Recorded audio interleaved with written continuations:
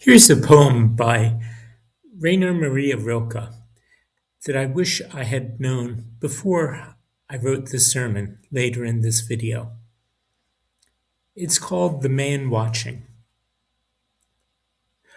and it's translated from German into English by Robert Bly. I can tell by the way the trees beat after so many dull days on my worried window panes that a storm is coming, and I hear the far-off fields say things I can't bear without a friend, I can't love without a sister. The storm, the shifter of shapes, drives on across the woods and across time, and the world looks as if it had no age. The landscape, like a line in the psalm book, is seriousness and weight and eternity. What we choose to fight is so tiny. What fights with us is so great. If only we would let ourselves be dominated, as things do, by some immense storm, we would become strong too, and not need names. When we win, it's with small things, and the triumph itself makes us small. What is extraordinary and eternal does not want to be bent by us. I mean, the angel who appeared to the wrestlers of the Old Testament. When the wrestlers' sinews grew long like metal strips, he left them under his fingers like chords of deep music. Whoever was beaten by this angel, who often simply declined the fight, went away proud and strengthened and great from that harsh hand that kneaded him as if to change his shape. Winning does not tempt that man. This is how he grows, by being defeated decisively by constantly greater beings. This week, our scripture comes from Genesis chapter 32, verses 6 through 8, and then I'll pick up again at verse 22. It's part of the story of Jacob. And at this point, he has been on the run from his brother Esau for somewhere between 20 and 30 years. Messengers returned to Jacob, saying, "We came to your brother Esau, and he's coming to meet you, and 400 men are with him." Then Jacob was greatly afraid and distressed. And he divided the people that were with him and the flocks and herds and camels into two companies, thinking, if Esau comes to the one company and destroys it, then the company that is left will escape. The same night he got up and took his 2 wives, his 2 maids, and his 11 children, and crossed the ford of the Jabbok. He took them and sent them across the stream, and likewise everything that he had. Jacob was left alone, and a man wrestled with him until daybreak. When the man saw that he did not prevail against Jacob, he struck him on the hip socket, and Jacob's hip was put out of joint as he wrestled with him. Then he said, "Let me go, for the day is breaking." But Jacob said, "I will not let you go unless you bless me." And so he said to him, "What is your name?" And he said, "Jacob." Then the man said, "You shall no longer be called Jacob, but Israel, for you have striven with God and with humans and have prevailed." Then Jacob asked him, "Please tell me your name." But he said, "Why is it that you ask my name?" And there he blessed him. So Jacob called the place Peniel, saying, "For I have seen God face to face, and yet my life is preserved." The sun rose upon him as he passed Penuel, limping because of his hip.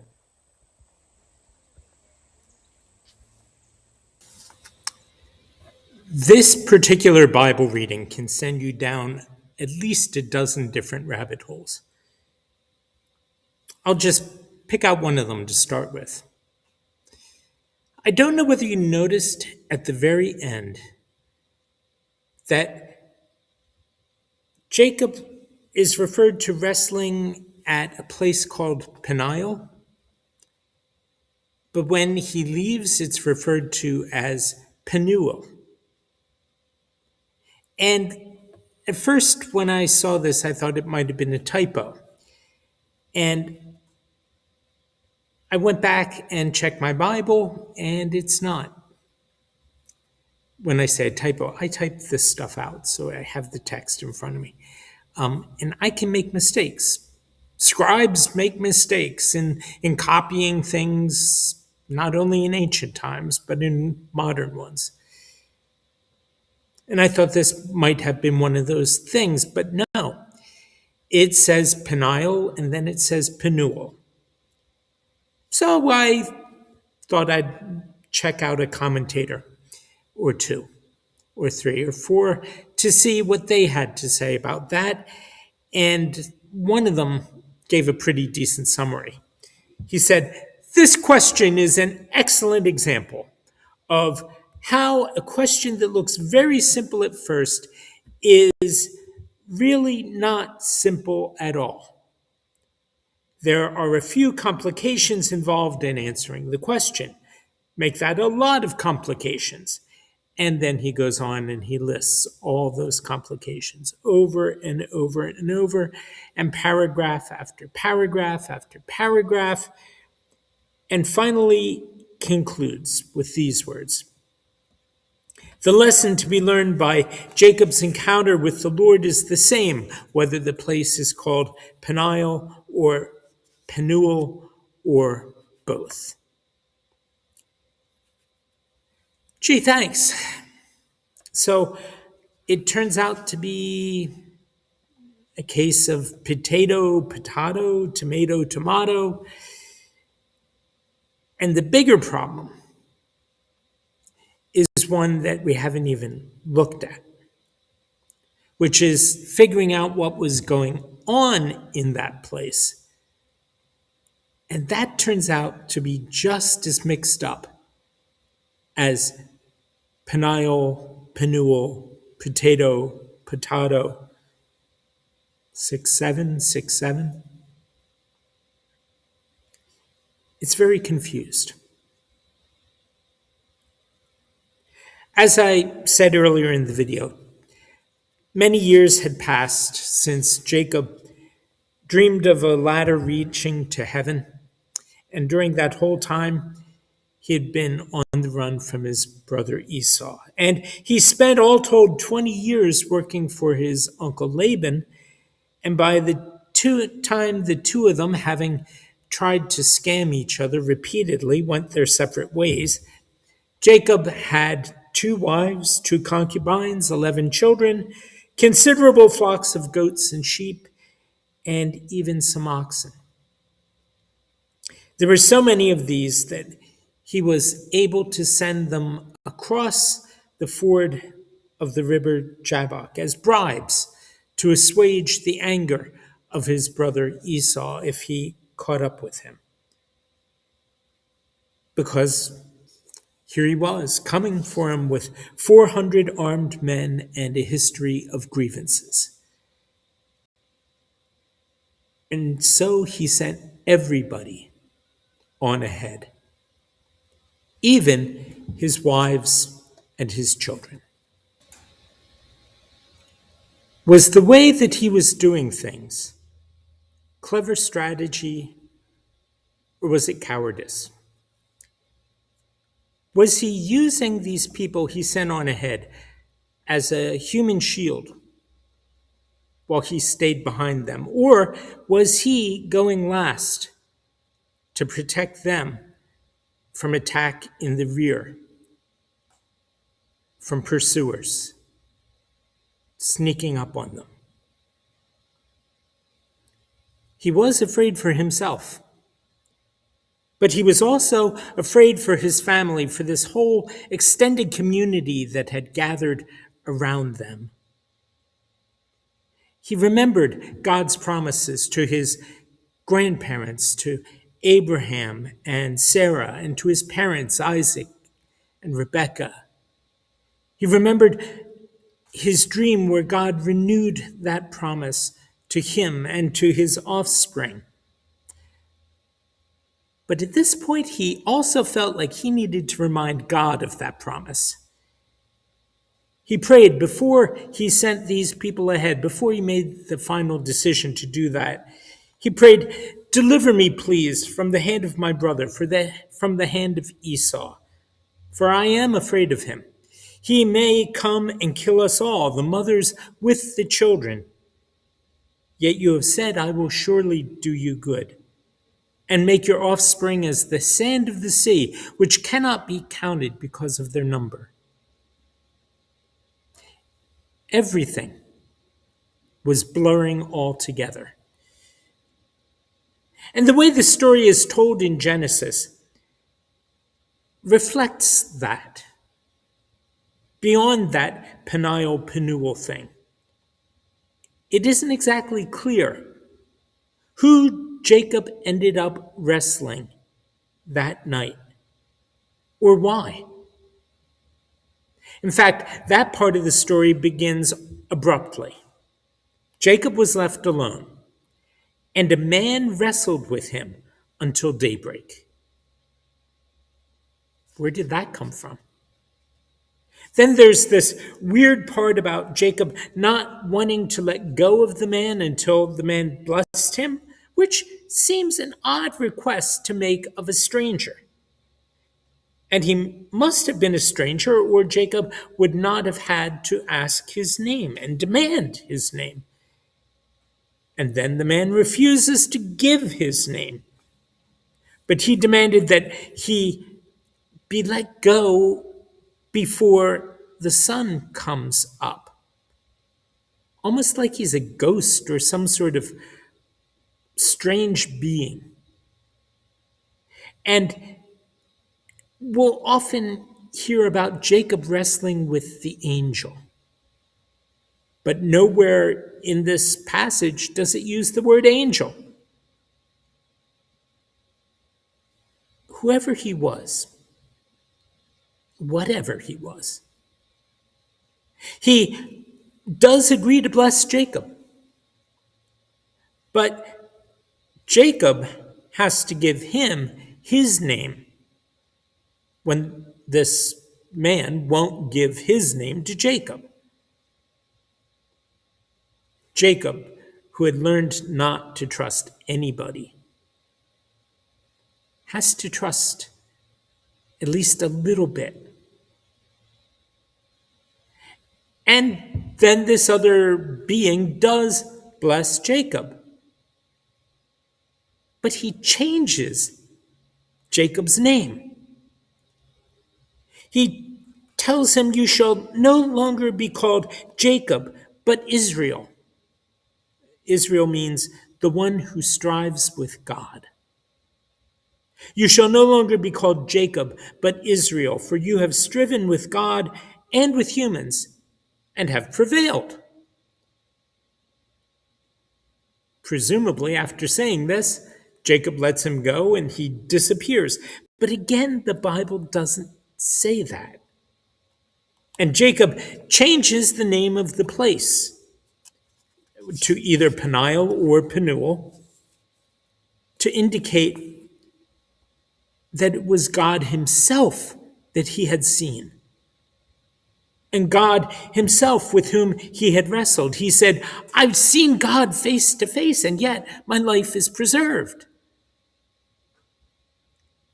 And when you put it all together, it seems like some sort of strange dream sequence.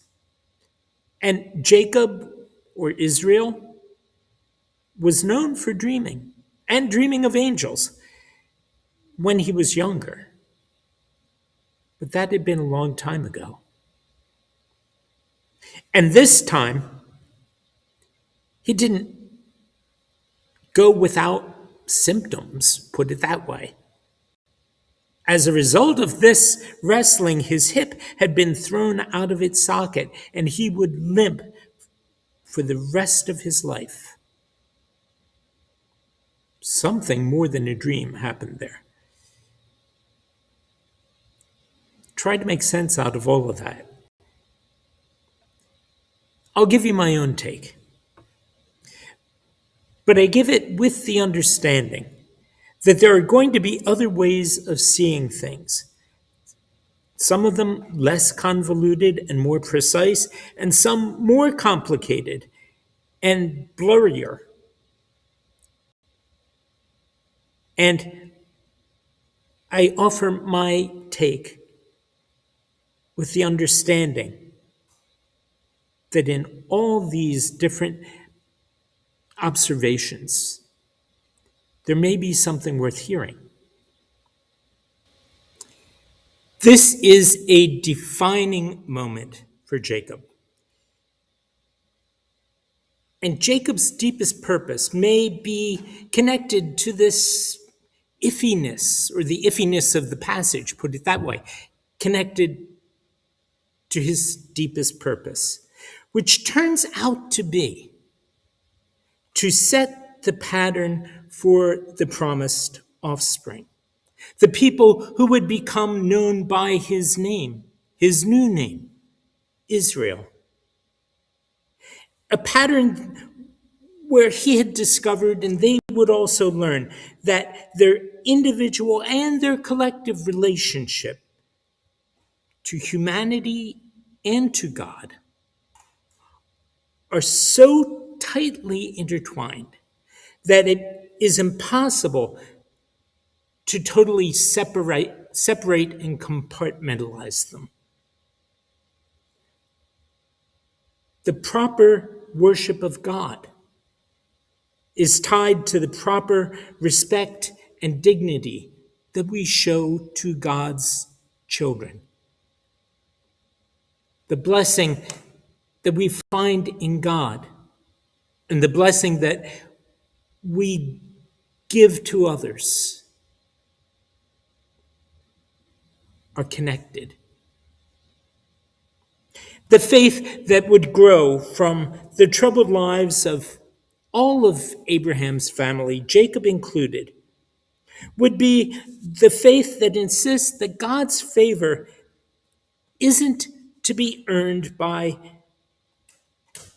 assent to intellectual understanding or to theological formulations. Much less would it be bought by ritual or through magical incantations and sacrifice. When Abraham was about to sacrifice Isaac, God said, "Hold on. This is not what I'm about. Stop it there." The prophet Micah would look back on these things, and he would wrestle with what it would mean. The relationship between the worship that involved sacrifice in the temple in his day, but also the sacrifice of faithful obedience and of trust. Christianity defines faith not as unthinking confidence, but as trust. Trust in God that issues in love of neighbor. The prophet Micah asked the question, "With what shall I come before the Lord and bow myself before God on high? Shall I come before him with burnt offerings, with calves a year old? Will the Lord be pleased with thousands of rams, with 10,000s of rivers of oil? Shall I give my firstborn for my transgression, the fruit of my body for the sin of my soul?"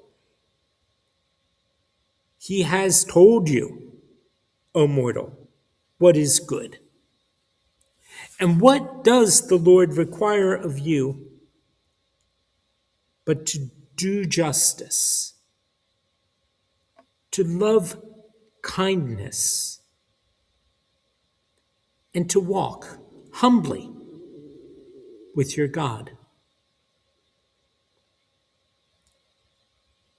Limping Jacob, now Israel, would cross the river in the morning. And after years of avoiding Esau, reconcile with him. His brother, who, as it turned out, had already forgiven him long ago.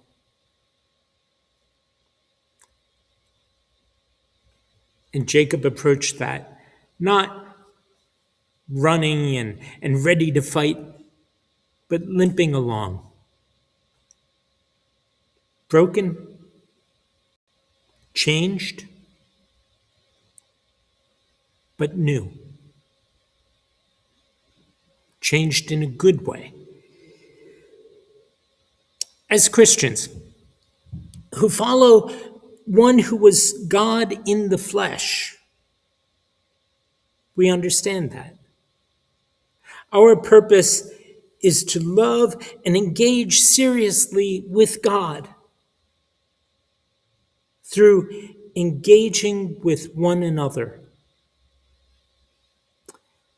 as equal and as weak and as beloved human beings. John said, "Beloved, since God loved us so much, we also ought to love one another. No one has ever seen God. If we love one another, God lives in us, and his love is perfected in us." Take that verse or two. Try wrestling with it, not in the abstract, but what it means in the most difficult parts of your life. There may be a change in how you view yourself or how others identify you. And it may hurt. But on the other side of it lies a blessing and even a victory. For you have striven with God and with humans and have prevailed. Amen.